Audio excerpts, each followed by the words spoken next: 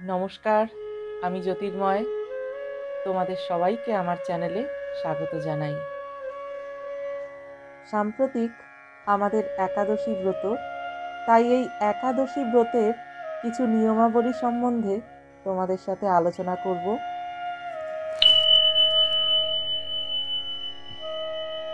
সকল ব্রতের মধ্যে শ্রেষ্ঠ শ্রী শ্রী একাদশী ও শ্রী শ্রী দ্বাদশী ব্রত।